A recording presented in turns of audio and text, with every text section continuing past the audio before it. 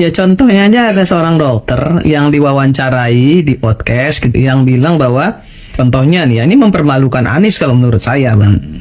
Bahwa Anies itu diperlukan oleh PBB, bakal diminta menjadi sekjen PBB dan dia nggak level lah kalau cuma sekedar presiden gitu kan.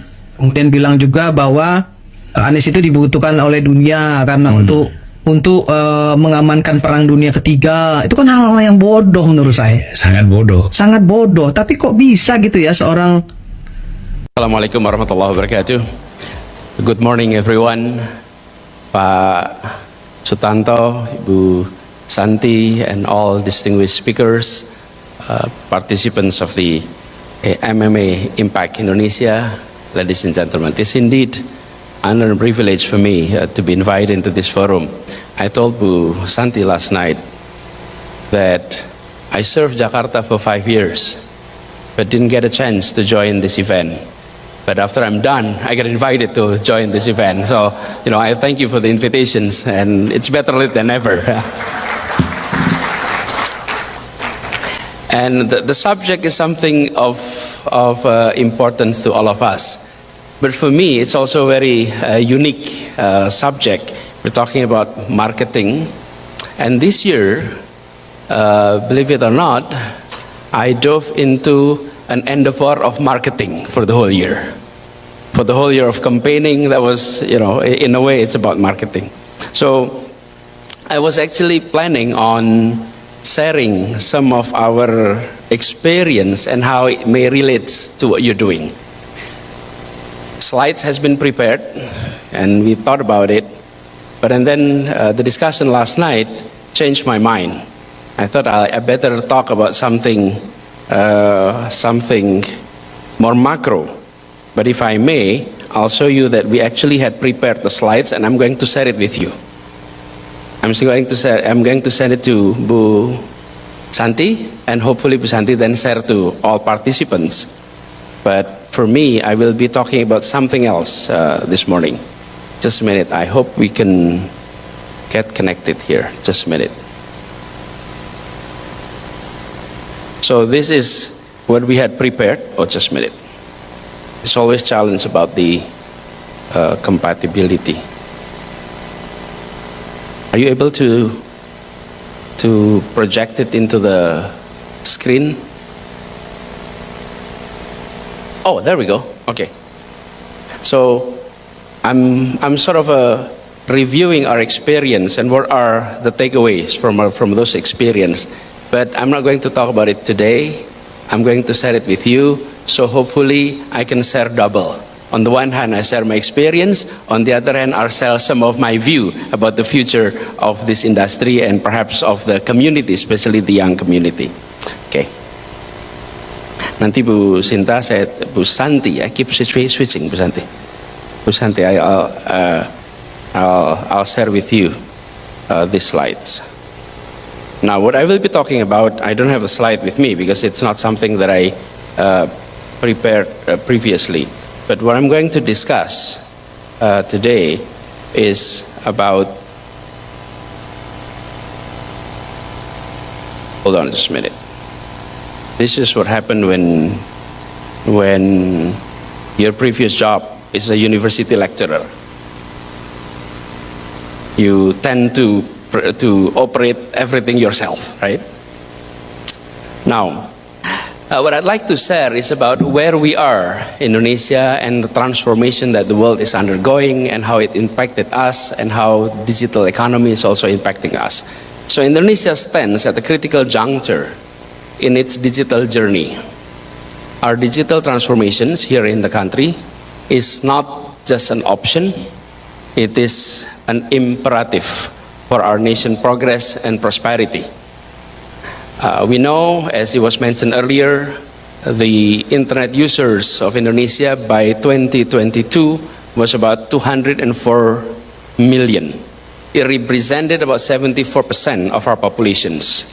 And we have a robust foundation for digital growth. The digital economy itself is projected to be our next engine of economic growth, with the potentials to reach $146 billion by 2025. However, this transformation will not only touch one or two sectors. It will touch every sectors from e-commerce to fintech to healthcare to education. And as we navigate this digital horizon, we must ensure that our transformations is 1, inclusive, 2, sustainable, 3, align with our cultural values. I'll explore those 3 aspects. We all have witnessed that our economy, with all the plus and minus, can be considered as resilience. And our GDP growth is projected to reach 5.3 in 2024 this year. And hopefully this growth continue in the years to come. What I'd like to discuss here is this. Despite global economic challenges, Indonesia's economy remains stable. Our economic resilience is not only about numbers, but it shows our strength, our adaptability of 1, the people, the business community, the institutions. And the fintech sector, which is rapidly growing, with digital payments and peer-to-peer lending seeing significant growth. The digital services, including educational tech and health tech, are expanding access to essential services across the nations. So these digital sectors, we're not just building businesses. What we are seeing, it creates solutions that address real needs in our society, from financial inclusions to accessible education and healthcare. And in fact, just prior to this session, I had conversations with Pak Tanto that share some of his stories about new startups that fill in niche market with regard to internship and all of that. So what we are seeing is a growth that we had never seen before on those areas. But the questions then, what are the challenges? And what are our responsibilities to this? We understand that every nations have their own challenges when it comes to digital technology and economy. So is Indonesia. The first challenge that we have is how do we address the digital divide and ensuring inclusive growth? That is one issue. As we embrace the digital future, we must also ensure that no Indonesians is left behind. The digital divide is not about access to technology. Let's not overlook this issue. It is about access to opportunity. Yes, internet penetration has reached 74% of the populations, but still the gap between urban and rural were very significant. I had the opportunity to visit no less than 135 cities, districts across Indonesia in the past 8. Halo teman, berjumpa bersama saya di Politik Dangi. Kalau kita melihat ya, Anies Baswedan kemudian adalah tokoh yang sangat fenomenal, tokoh yang betul-betul menjadi Kingmaker 2029 ya.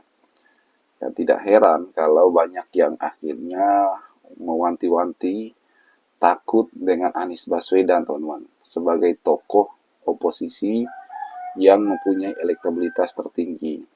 Seandainya gini ya, jika Anies Baswedan itu nanti duet dengan PDI Perjuangan, teman-teman, saya yakin bahwa sang petahana itu yang selalu disebut di media sosial itu CEO MBG itu pasti kalah ya. So gini, kalau kita melihat Anies Baswedan ya saat ini, teman-teman, sebagai tokoh oposisi ya, PDI Perjuangan juga partai oposisi. PDI Perjuangan mempunyai tokoh-tokoh yang bisa bertanding di Pilpres 2029 seperti Pramono Anung ataupun Puan Maharani. Nah, jika kemudian antara itu nanti yang maju kemudian Anies bisa disandingkan baik sebagai capres ataupun cawapres, ya, ini akan menjadi kekuatan besar. Ini akan menjadi sebuah pertandingan yang sengit, ya, jika hal tersebut terjadi berhadapan dengan sang petahana Prabowo Subianto. Karena saat ini Prabowo ini, teman-teman, ya, mendapatkan kritikan evaluasi yang sangat keras dari masyarakat, ya. Banyak masyarakat menilai bahwa apa yang dilakukan Prabowo saat ini yang membuat keblunderan, ya, seperti MBG, kemudian Koperasi Merah Putih dan sebagainya. Dan Anies adalah harapan satu-satunya bagi Indonesia. Gagasan perubahan yang dicadangkan Anies ini masih menggema, ya, masih menjadi harapan sampai detik ini, dan inilah yang menjadi tiket bagi Anies 2029. Apalagi relawan, para tim Anies ini sudah mulai bekerja, sudah dari kemarin-kemarin, teman-teman, ya. Bahkan dari tahun 2024 setelah Pilpres, ya, sampai 2025 membangun partai ormas. Itu artinya mereka sudah bergerak untuk pemilu-pemilu ke depan. Inilah yang menjadi kekuatan yang saya katakan tadi, bahwa ini tidak main-main, ya. Bagaimana menurut kalian? Apakah Anies layak jika disandingkan dengan Pramono Anung? Yuk kita diskusi di kolom komentar, ya.